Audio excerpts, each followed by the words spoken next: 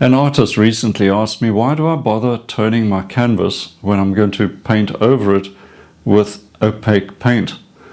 Well, it's a fair enough question, and in this video I'm going to give you 5 good reasons why I do tone my canvases, and maybe a bonus reason as well. And let's see if this is a practice you should adopt in your studio as well.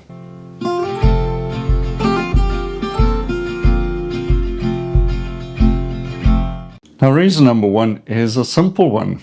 You don't have to face that cold, intimidating white canvas in your studio anymore. You get a process going. You start putting some color onto it, and that gets you into the motion of creating.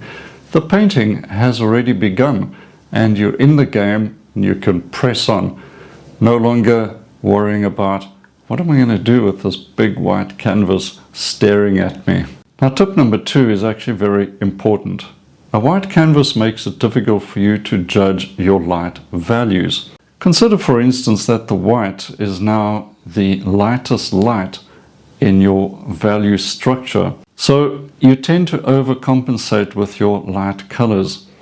Your sky may be too light, resulting in a painting that is looking a bit cold, a bit washed out. Because once you start with that value, it has a knock-on effect.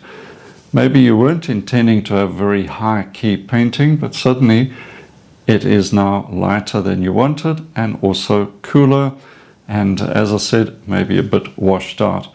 But if you got a tone on there and you put your sky color down, it stands out as a light value, but you can compare it to that middle value tone, and you can see it is a colorful sky. The result will probably be a much warmer and more saturated looking painting. Number 3 is also a good one. The toning might have a significant influence on the overall harmony and unity of your painting. How so?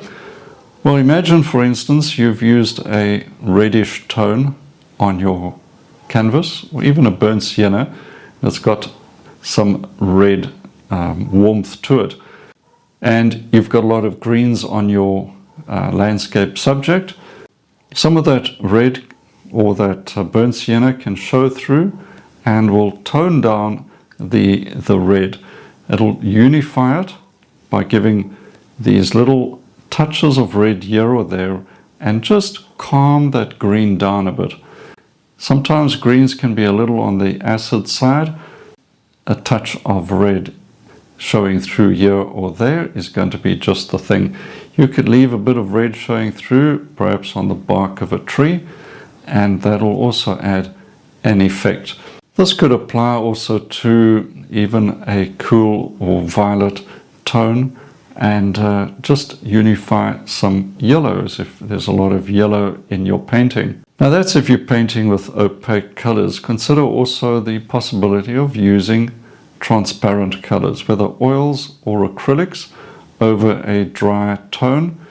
That will also influence colors. A yellow over a cool red will give you a very rich, orangey, glowing color, and you get that underglow coming through. You can really play with the transparencies as well.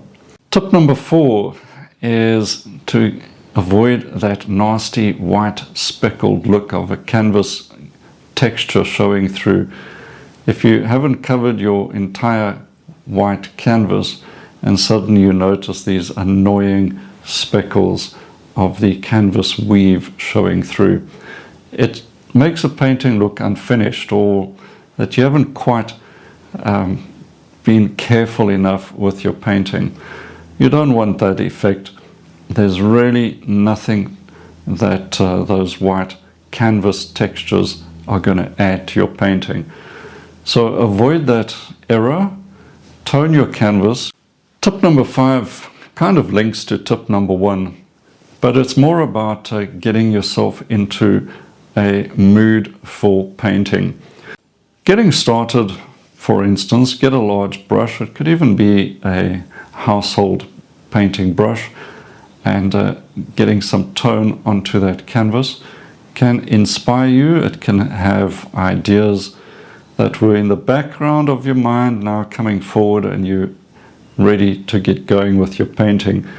Once your toning has dried down sufficiently, you'll be raring to go with your painting. I do get a lot of fun out of just seeing those colors going down in big strokes, and you rub the paint around and you just get some energy. You don't underestimate that until you've tried it. So yes, I think it's an excellent way to push yourself and get yourself going and start your next painting. Now, the bonus tip is also a very good one, and I guarantee you it's going to become part of your painting process. What I like to do often is put down the tone, and while it's still wet, get a rag and start rubbing out the lights. The canvas or panel is stained with the tone, but it's going to be lighter in value than the areas you leave alone. This already is a way to compose your painting and get a monochrome value structure in place. It's actually a very powerful technique, and for the first time you can now see your concept and composition come to life. You can get it nicely proportioned onto your canvas and then leave it alone. What I like to do while I'm waiting for paint to dry is look at my canvas and just think about that composition.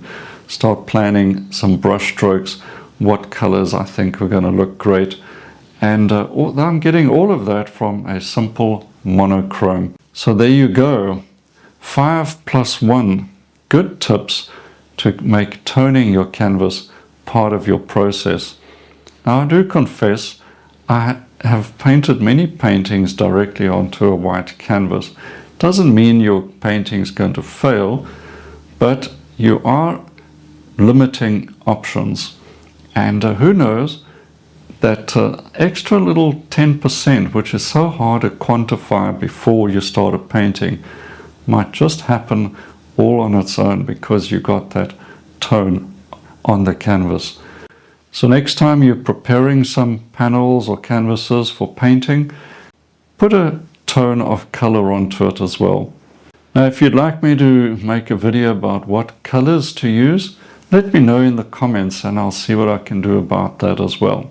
Alright, if you enjoyed the video, please give it a like, share it with your artist friends. And I also want to mention that if you haven't got your Create Art magazine subscription yet, there's a link below. It's a free subscription to an excellent magazine, and we've just published edition number 5, and you want to check that out as well. So get your magazine straight after you've watched this video. But also don't forget to subscribe because there's more videos coming soon. With that, enjoy your painting and cheers for now.